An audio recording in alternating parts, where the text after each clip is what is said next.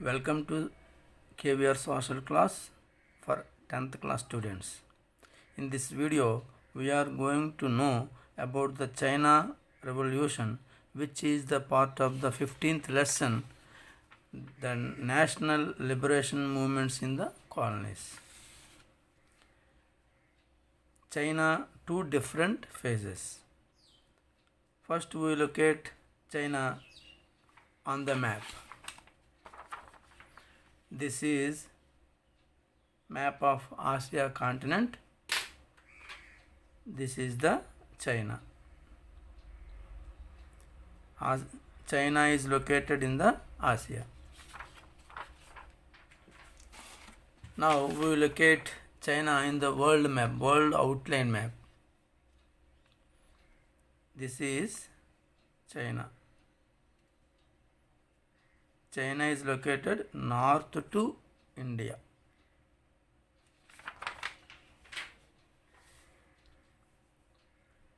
China do different phases.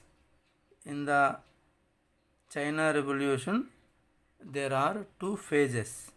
First phase, establishing the republic in 1911 by overthrowing Manchu emperor. Second phase, establishing new democracy in 1949.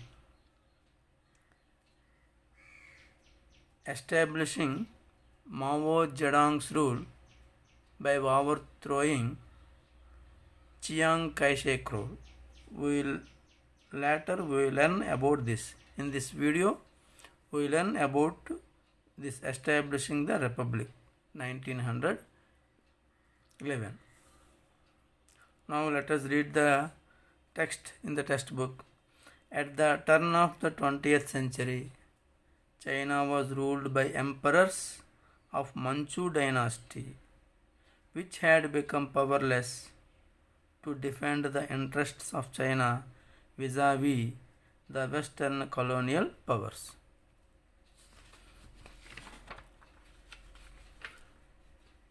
Manchu dynasty emperors ruled China from 1644 till 1911. In this year, Manchu dynasty ruling was ended because in this year, Republic of China was established in this year. China fought with Britain in the Opium Wars. First Opium War was occurred in 1839 to 1842.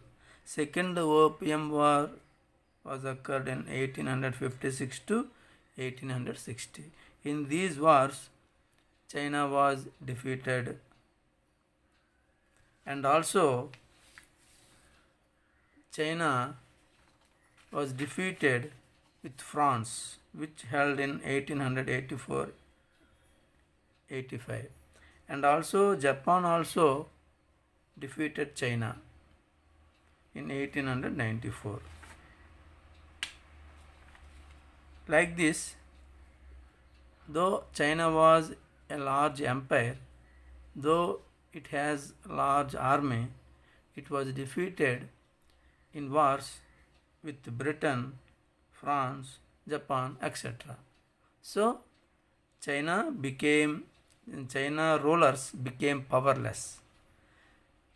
Manchu dynasty rulers, they cannot defend the interests of the Chinese people. They cannot protect the interests of the Chinese people from the Western colonial powers. Here, Western colonial powers means foreign countries. What were they? Britain, France. Britain is located in Europe. France is located in Europe. Germany is located in Europe. Japan is located in Asia.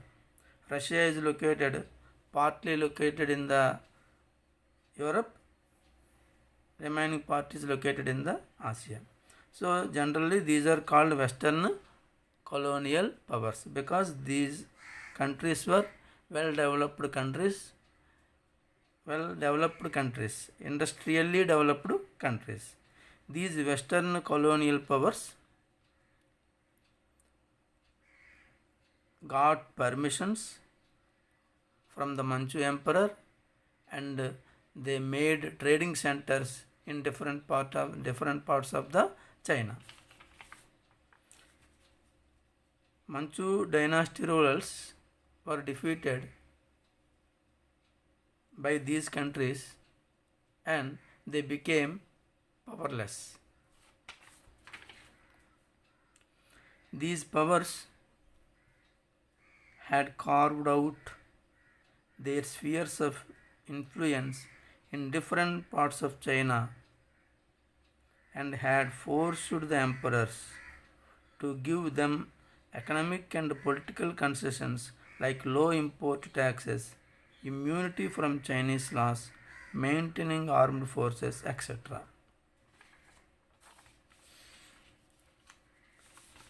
This is a map of China.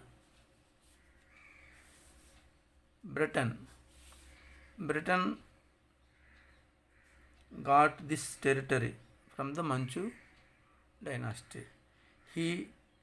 Britain made trading centers in this place, and also this territorial was also got from the Manchu emperor. France got this territory. Germany got this territory. Japan and Russia got these territories from Manchu emperor. Like this, in different parts of China, these Western colonial powers established their spheres of influence. Though these parts were part of the China, in these parts Western colonial powers had power. They got economic and political concessions.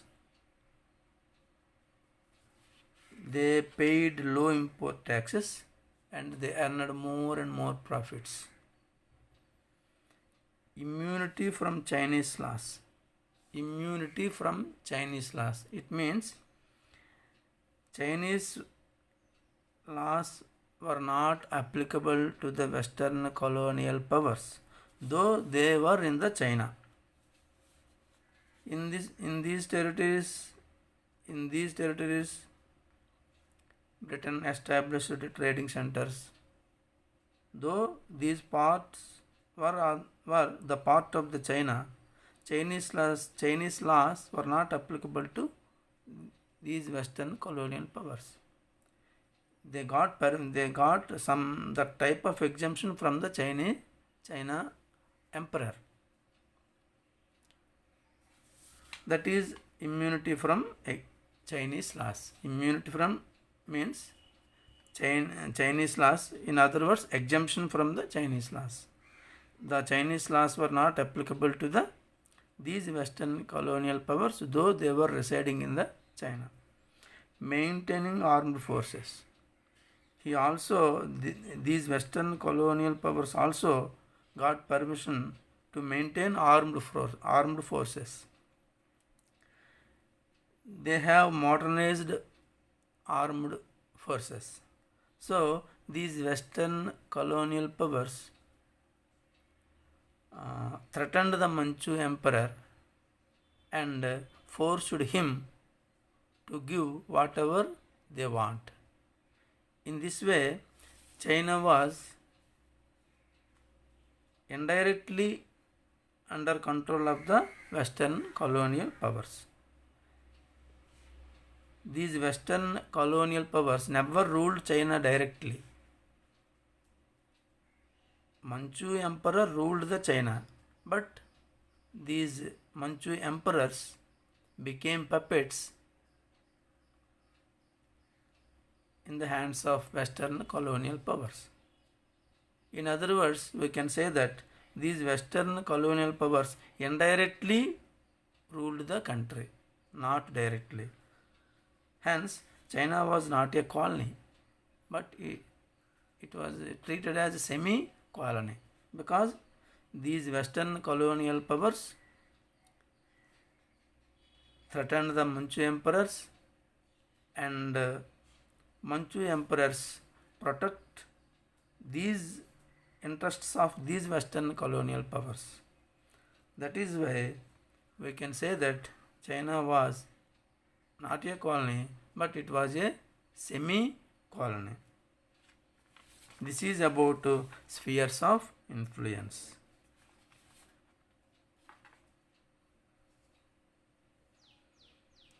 Both the common people and administrators of the empire were unhappy with this state of affairs.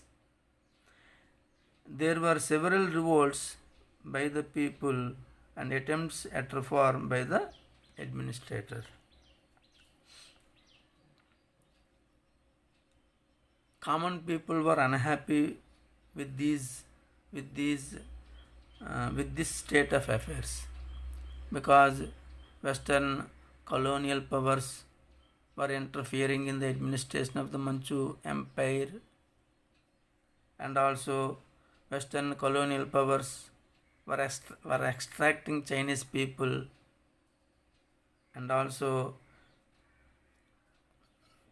these Western colonial powers were influencing the Chinese people. Hence, common people were unhappy with this situation, and before 1911 some revolts were occurred to overthrow the Manchu dynasty, Manchu ruler, and also to drive away foreign countries from the China. But these revolutions were oppressed by the Manchu emperor with the help of Western colonial powers. Hence, these revolutions were not successful. And also, administrators who were in the Manchu Empire, they attempted to reform the country. They were also not successful. Finally, in 1911, a revolution was occurred under the leadership of Sun Yat-sen, and finally Manchu emperor was overthrown, establishing the republic.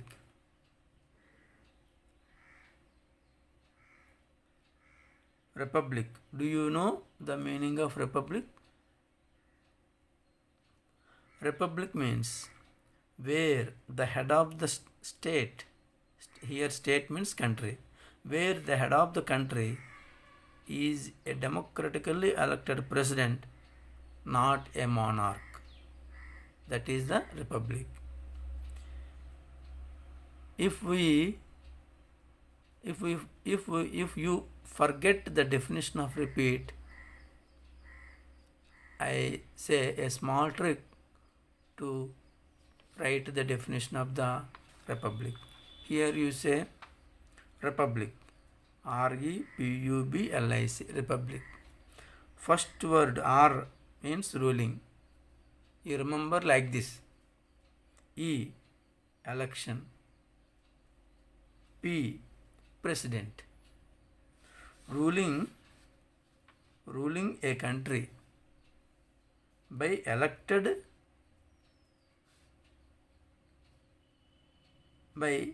directly or indirectly elected president. Directly or indirectly elected president. This is one kind of definition to the republic. If you remember these three words, then you can construct a definition for the republic. The Manchu Empire was overthrown and a republic established in 1911 under Sun Yat-sen, who is regarded as the founder of modern China. Look at this picture, Sun Yat-sen. Sun Yat-sen. Born in 1866, died in 1925. He established the Republic of China 1911. This is very important question in the examination point of view. When was Republic of China established in China? Answer 1911. Who established Republic of China in 1911? Sun Yat-sen. He was founder of the modern China. As he established Republic of China and he overthrown the Manchu dynasty, he was regarded as the founder of modern China. He came from poor family and studied in missionary schools, where he was introduced to democracy and Christianity. Where did he study? He studied in missionary school. Do you know the missionary school? Which schools were run by the Christian organizations? They were called missionary schools. In other words, these missionary schools were run by the Christian organizations. Hence, in these schools, Christianity was taught, and also new ideas of liberty, democracy, fraternity, like this. These new ideas were also introduced in these missionary schools. Hence, Sun Yat-sen was influenced by the Christianity and also democracy. He studied medicine. Though he studied medicine, he did not practice as doctor. If he practiced as doctor, he would earn more money, but he did not do like this.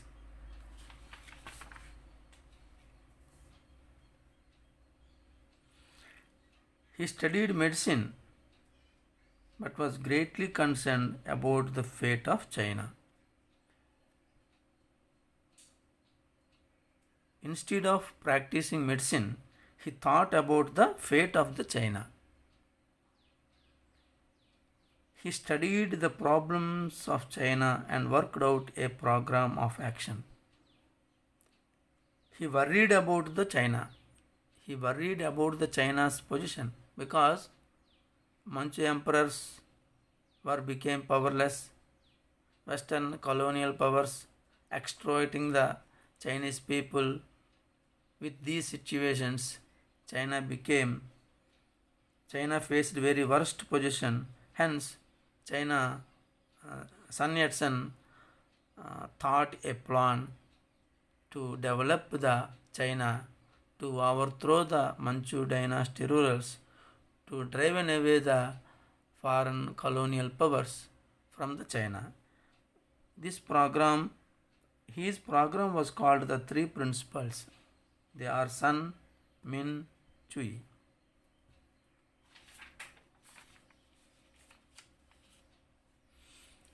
What are the three principles?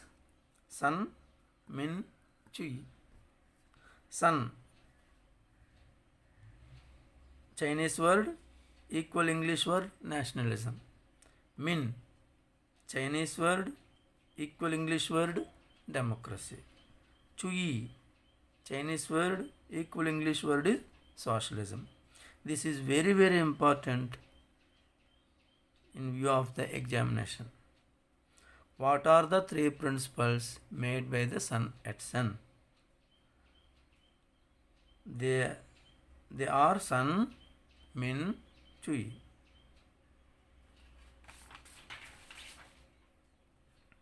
These were nationalism. This meant overthrowing the Manchu, who were seen as a foreign dynasty, as well as other foreign imperialists. In this situation, what is nationalism? He said that overthrowing the Manchu dynasty. We should overthrow the Manchu dynasty rule. Manchu dynasty rule must be ended in the China. Chinese people looked to the Manchu dynasty as foreign dynasty. Why did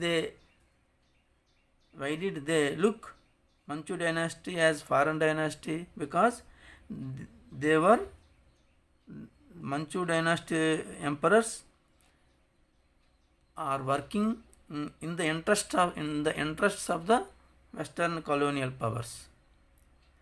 These Manchu dynasty rulers cannot protect the interests of the Chinese people, because Chinese people saw this dynasty as foreign dynasty, and he said that we should overthrow the foreign imperialists from the China. This is about the nationalism. Democracy. Establishing democratic government.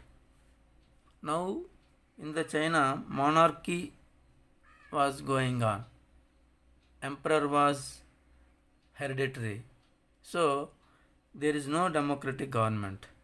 Now he said that we should establish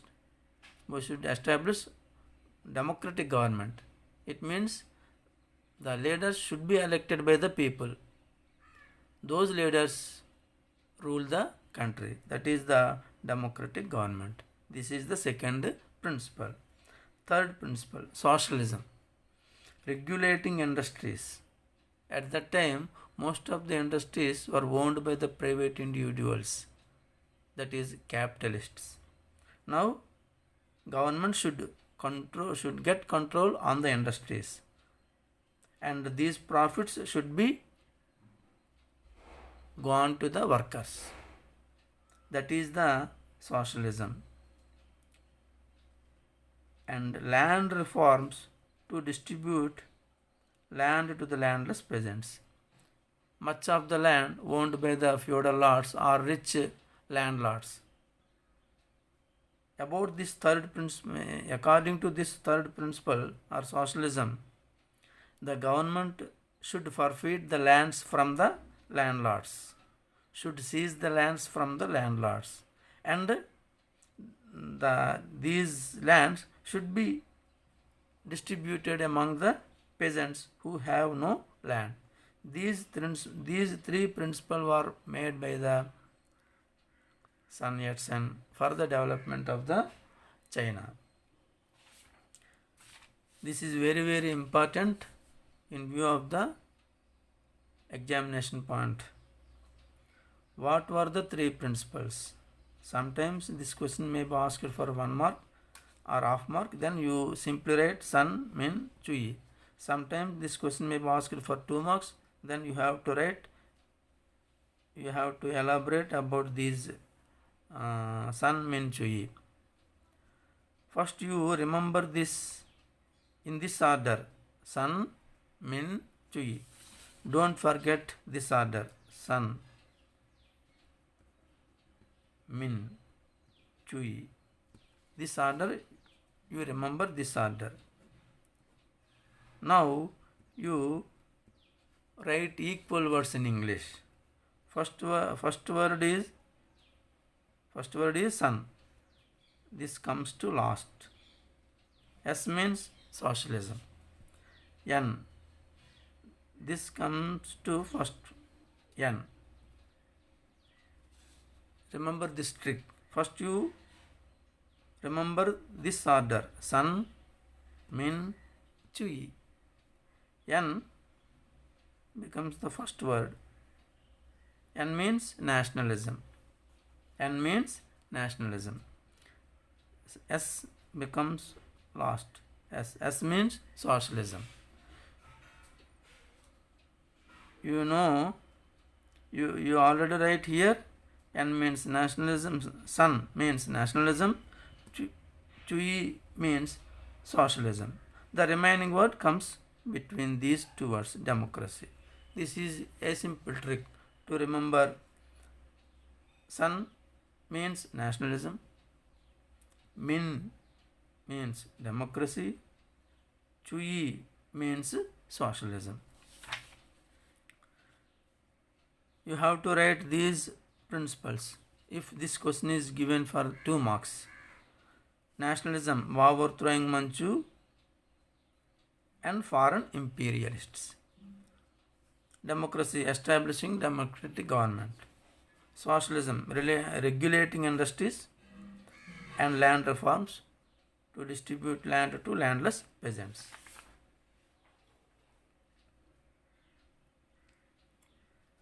Sometimes this question may be given in the examination. Why do you like Sun Yat-sen? Or what characteristics of Sun Yat-sen do you like? Or why do you appreciate Sun Yat-sen? This type of questions are given in the examination. Then you have to write answer in your own words. Though he studied medicine, he did not practice as doctor. If he practiced as doctor, he would earn more and more money and he would become a rich person. Instead of doing this, he worried about the China, and he made a plan to development of the China. Then in this way he sacrificed his life to the development of the China. This patriotism, I like this patriotism of the China. Hence, I appreciate Sun Yat-sen. And also, I appreciate his planning for the development of the China. Like this, you have to write in your own words when this type of questions are asked.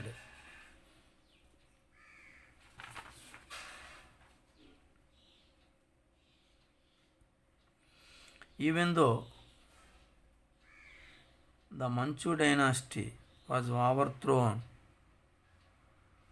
and a republic was declared, the republican government led by Sun Yat-sen could not consolidate itself. When did he establish Republic of China? In 1911. At that time, in 1911, he established a Republic of China in Nanjing. Here is the Nanjing. Here is the Beijing. At present, China's capital is Beijing. Sun Yat-sen established republic in Nanjing. This is roughly we can say that this is Nanjing, South China. This is we can say that this is North China. North China, South China. He established Republic of China in South China. At that time, in Beijing, Manchu Emperor Puyi was ruling with the help of the Prime Minister Yuan Shikai.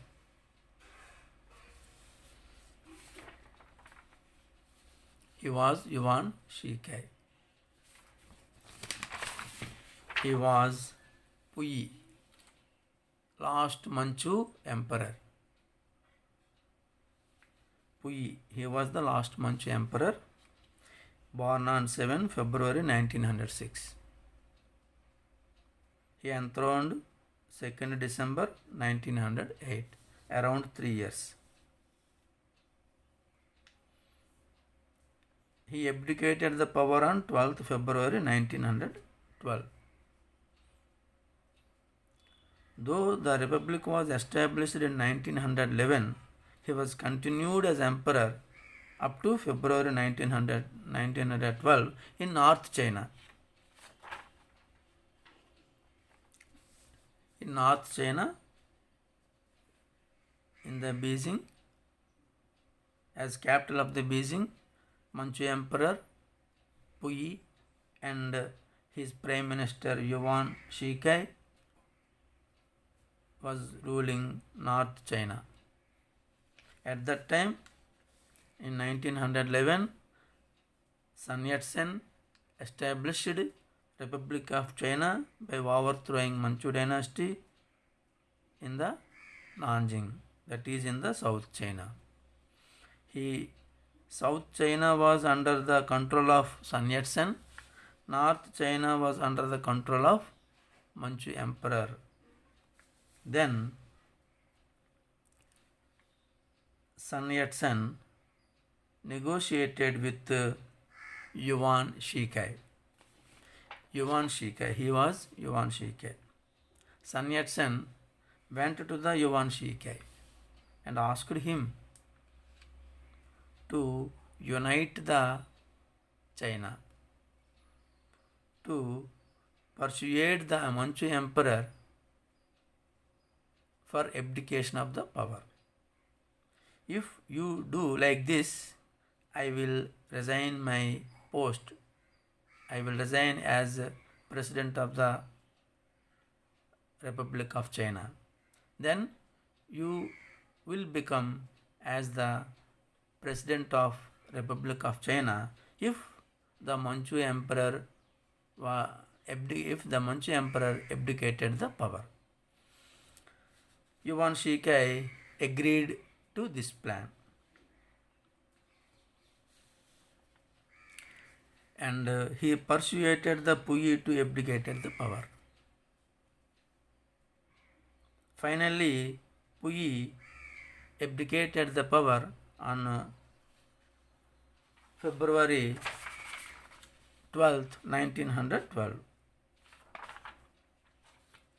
and he became the second president of Republic of China.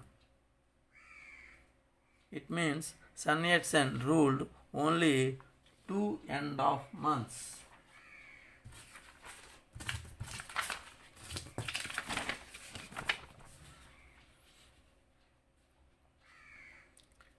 He resigned as President of Republic of China on 10th March 1912. Why did he resign? He wanted to unify the China. That is why he resigned. He made a plan with Yuan Shikai. He acted as President of Republic of China from 29 December 1911 to 10th March 1912. Only nearly 2.5 months he acted as the President of the Republic of China. After Sun Yat-sen, who became the President of Republic of China? Yuan Shikai. As soon as he came into the power, he began to oppress the Sun Yat-sen, his followers. Due to this oppression, Sun Yat-sen went to exile in Japan 1913. Why did Sun Yat-sen went to Japan? Because the Yuan Shikai, who became the President of Republic of China, oppressed Sun Yat-sen and his followers. Hence, he went to exile in 1913. He ruled China from 10th March 1912 to to 6th June 1916. Yuan Shikai was a warlord. He has a modernized army. So he ruled whole China until his death. After his death, China went under the control of warlords. After death of Yuan Shikai, Sun Yat-sen returned to China in 1916. In 1916, he returned to China. At that time, whole China was fragmented under the warlords, and he tried to unify the China. Finally, though he returned to China in 1916, he formed a military government in the Canton. This is Canton. When did he form military government in China? 1921, and tried to unite the China, but he did not live to see the unification of China because he died in 1925.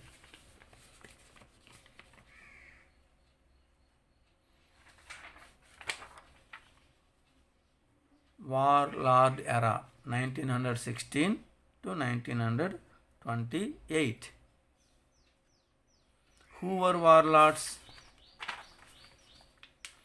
The country came to be controlled by regional military powers called warlords.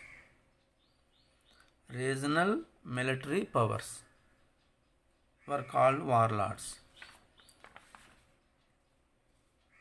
In the China, there was a system that military leaders, they were very powerful. They maintained some army, and also they controlled some territory. All the warlords were under control of the Manchu emperor. They obey the orders of the Manchu emperor. Whenever they asked to help, they helped Manchu dynasty with their army to fight with other countries. This was the system. Up to 1916, warlords obeyed the orders of the Yuan Shikai, because he was at that time he was the president of Republic of China. He has a modernized army. He was a powerful ruler. So all the warlords under control of the Yuan Shikai, they obeyed the orders of the Yuan Shikai. When he died in 1916, warlords became to act as independent. Here you see the map. This area was under control of the one group of warlords. This area was under control of the another group of warlords. This area was under control of the another group of warlords. In this way, the China was divided into different parts, and these different parts were under control of the different warlords. In this way, China was fragmented. At that time, 1900, in 1916, Sun Yat-sen returned to the China and tried to form a government. Finally, he formed a government in 1921 in Canton.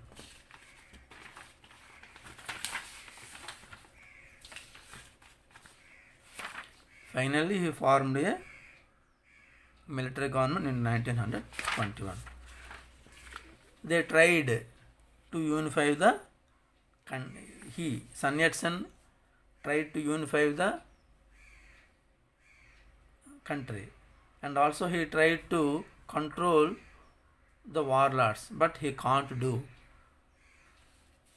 After death of Sun Yat-sen, when did he die? He died in 1925. Sun Yat-sen died in 1925. After death of Sun Yat-sen, Yuan Shikai, Chiang Kai-shek. After death of Sun Yat-sen, who became the leader of party? Chiang Kai-shek. Chiang Kai-shek. He emerged as the leader after the death of Sun Yat-sen. He launched a military campaign to control the warlords. He got control over warlords and united the China in 1928. Finally, China was united in 1928 under the leadership of Chiang Kai-shek, who were the successor of Sun Yat-sen. Thank you.